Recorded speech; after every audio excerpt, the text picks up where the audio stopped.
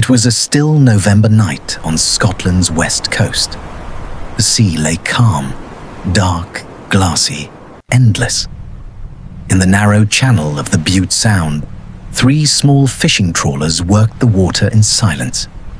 Their deck lights swayed gently, pale orbs against a black horizon.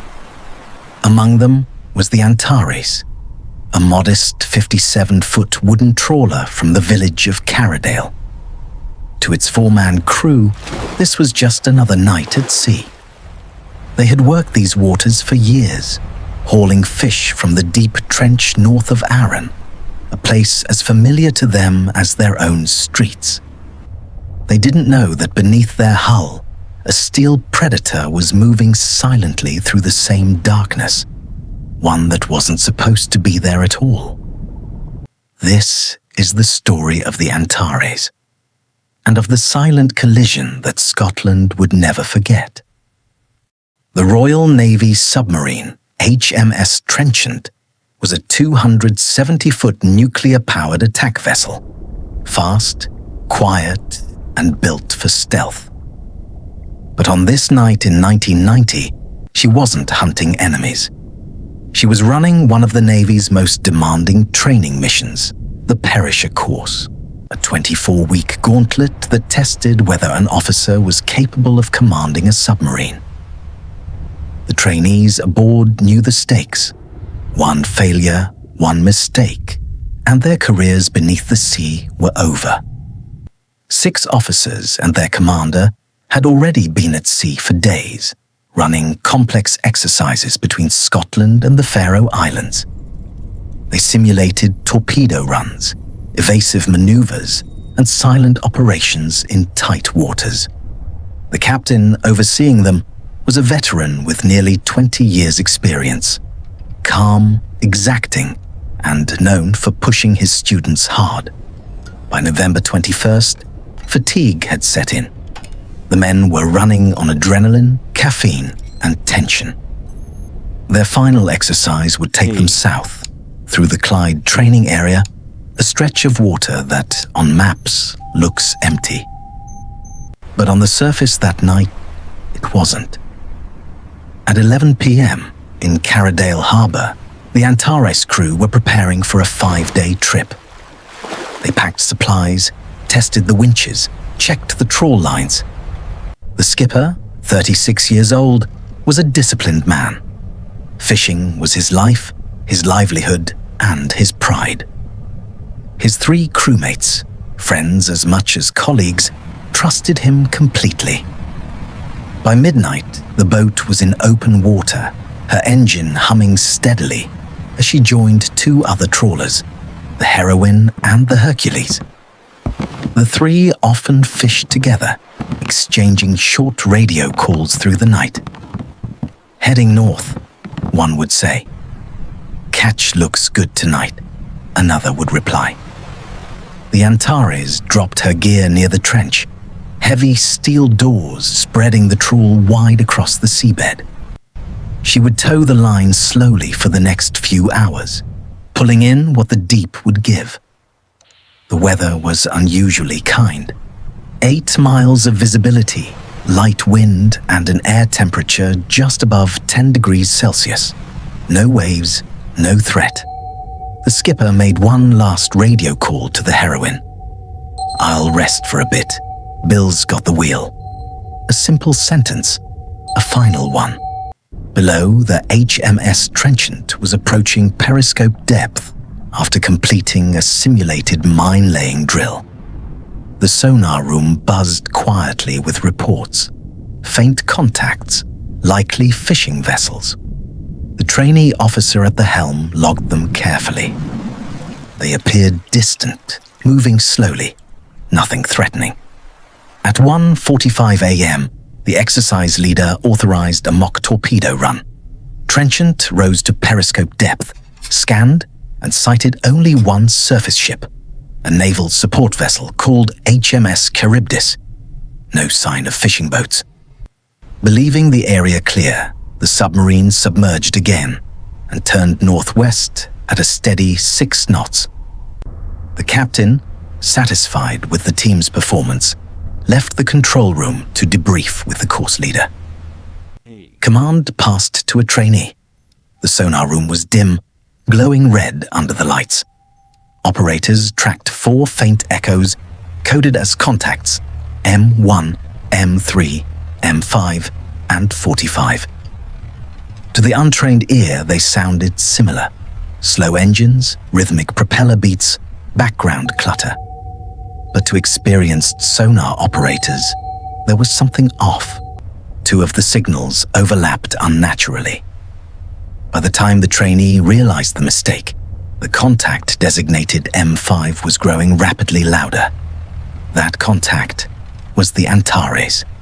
At 2:18 a.m., the sonar spiked to 35 decibels, dangerously close. "Contact closing. Possibly a fishing vessel," shouted the operator. The trainee ordered a sharp turn to port. The submarine heeled slightly. Seconds later, bang! A shudder rolled through the hull, followed by scraping, rattling, and the unmistakable sound of wires dragging across steel. On the surface, the Antares lurched violently. The winch screamed as the trawl wires snapped tight. The deck tilted. Loose gear tumbled across the planks as the stern was pulled backward. Cold seawater poured over the rails. The crew barely had time to shout. The skipper rushed from below deck, yelling to cut the lines, but the winch jammed under pressure. The Antares rolled hard to starboard, her wheelhouse filling fast. Within seconds, she was gone. Below, confusion gripped the trenchant. What was that? Possibly snagged nets, sir. The captain was recalled to the control room.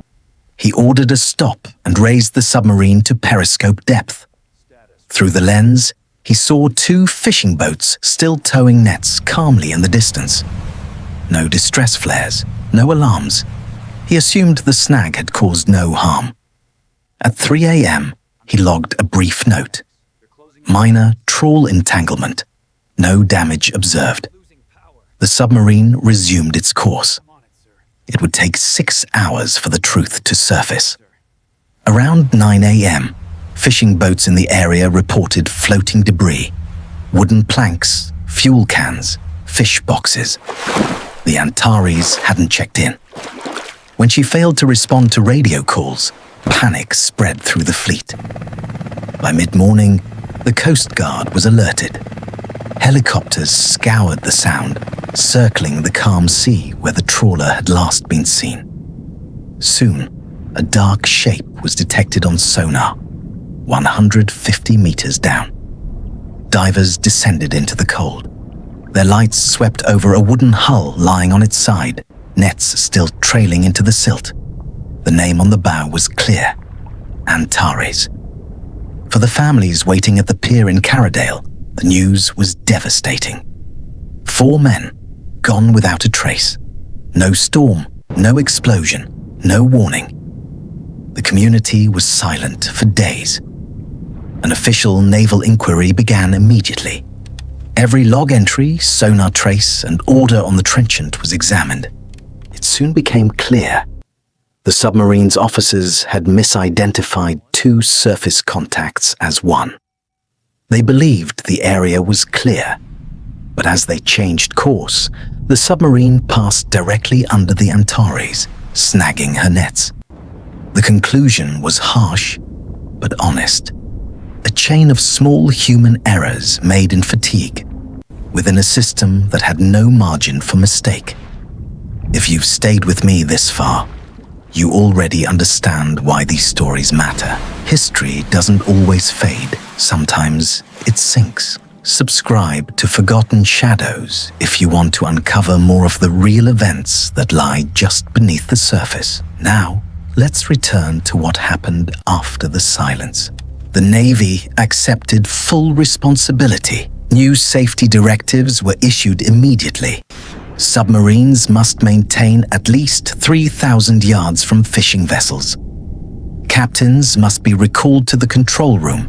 if within 4,000 yards of any surface contact.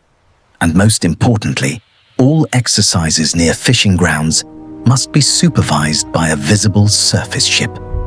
It was a major reform. But for the 4 men of the Antares, it came too late. Their vessel was later raised from the seabed, remarkably intact. Inside, time had stopped. The instruments still pointed to the moment of impact. For nearly 2 decades, the trawler stood as an exhibit at the Scottish Maritime Museum. Its hull, a haunting reminder of how close sea and death can lie. In 2008, the Antares was finally dismantled, but her story endures. Today, Carradale Harbour still hums with engines and laughter, fishermen preparing their nets as dawn rises. But on the pier wall, a small bronze plaque remains.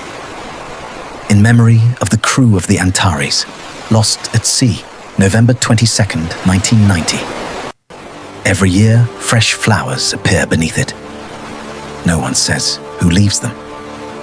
Sometimes, when the sea is quiet and the tide runs low, locals say you can hear a faint sound from offshore, the echo of a winch turning, the whisper of lines tightening, and then silence. Because the ocean never forgets. It only keeps its secrets a little longer, and that is the forgotten shadow of the Antares.